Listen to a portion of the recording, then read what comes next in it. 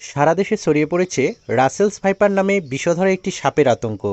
আজকের ভিডিওতে এই রাসেলস ভাইপার সম্পর্কে বিস্তারিত আলোচনা করব।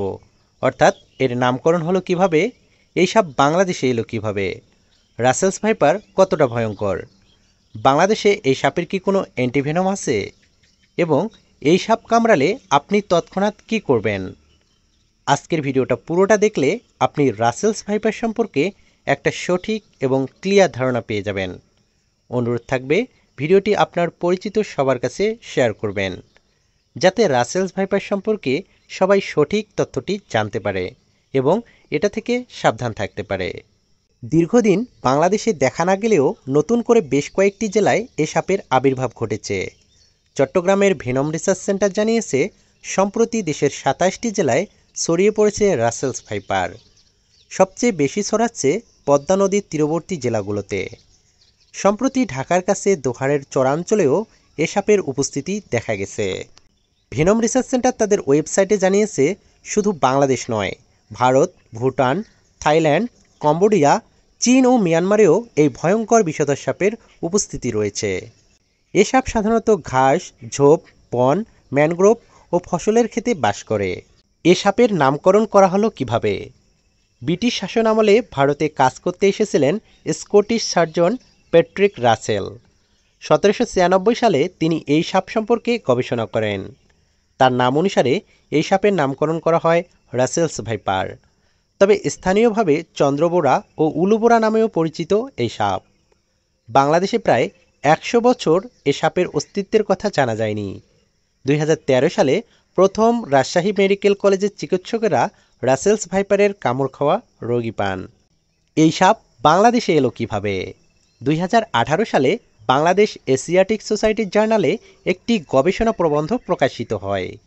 ওই গবেষণা প্রবন্ধে বলা হয়, বাংলাদেশের বিভিন্ন এলাকায় স্বল্প সংখ্যক রাসেলস ভাইপার সবসময় ছিল, কিন্তু বংশবিস্তারের মতো পরিবেশ ও পর্যাপ্ত খাদ্য না থাকায় এই সাপের উপস্থিতি তেমন একটা বোঝা যায়নি।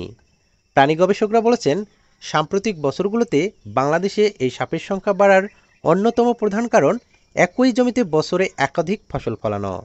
আগে কৃষি জমিতে বছরে একবার বা দুইবার ফসল ফলানো হতো এবং বাকি সময় পানির অভাব থাকায় জমি পরিত্যক্ত থাকত। ৯০-এর দশকে সেচ পদ্ধতির উন্নতির সঙ্গে সঙ্গে কৃষকরা বছরে ২ থেকে ৩টি ফসল ফলানো শুরু করেন এবং জমি কম সময়ে পরিত্যক্ত থাকতে শুরু করে।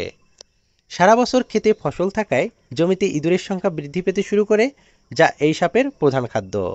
আর ইঁদুর বাড়ার সঙ্গে সঙ্গে সাপ পর্যাপ্ত খাদ্য পেতে শুরু করে এবং বংশবিস্তারের জন্য যথাযথ পরিবেশ পেতে থাকে।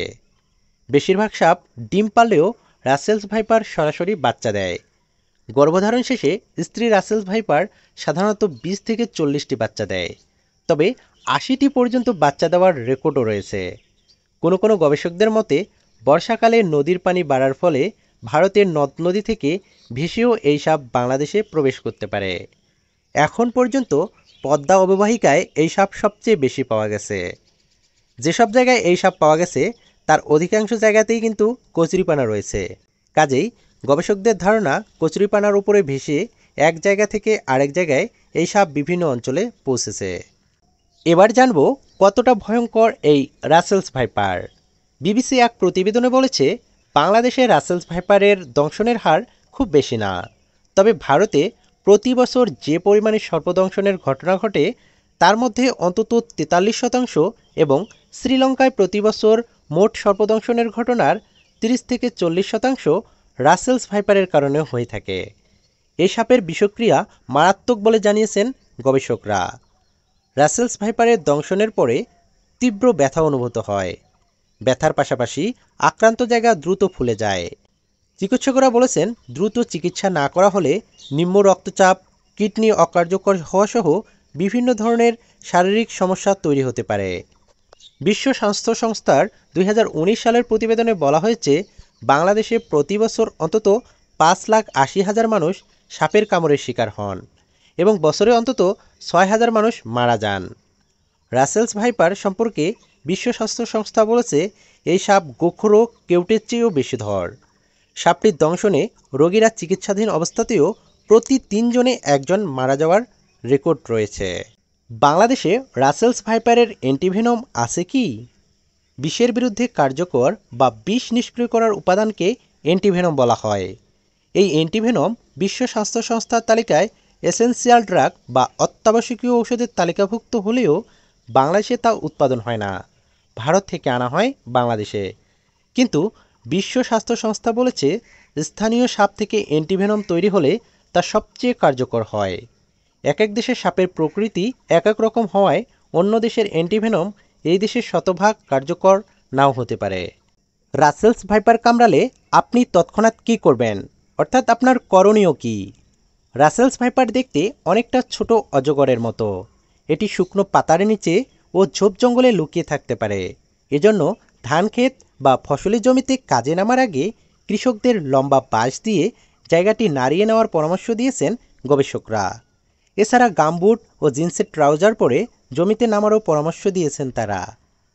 চিকিৎসকদের মতে রাসেলস ভাইপারের কামড়ে যদি দাঁত বসে যায় তাহলে ক্ষতস্থানের ওই জায়গাটি সহ উপর এবং নিচের খানিকটা জায়গা হালকা করে ব্যান্ডেজ দিয়ে পেঁচিয়ে দিতে হবে।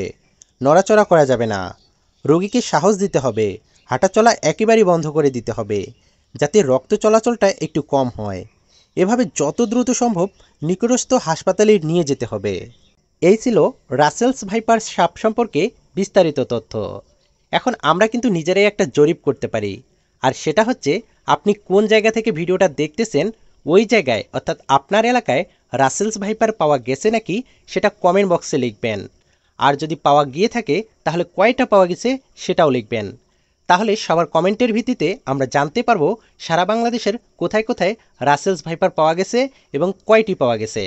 আর ভিডিওটা সবার সাথে বেশি বেশি করে শেয়ার করবেন যাতে সারা বাংলাদেশের মানুষের কাছে এই ভিডিওটি পৌঁছায় এবং আমরা একটা ক্লিয়ার পরিমাণ এবং ক্লিয়ার জানতে পারি যে হচ্ছে কোন জায়গায় কতটি রাসেলস ভাইপার পাওয়া গেছে এবং কোন জায়গায় এর উপস্থিতি লক্ষ্য করা গেছে। পরবর্তীতে ভিডিওর মাধ্যমে আমি জানিয়ে দেওয়ার চেষ্টা করব সঠিক তথ্য।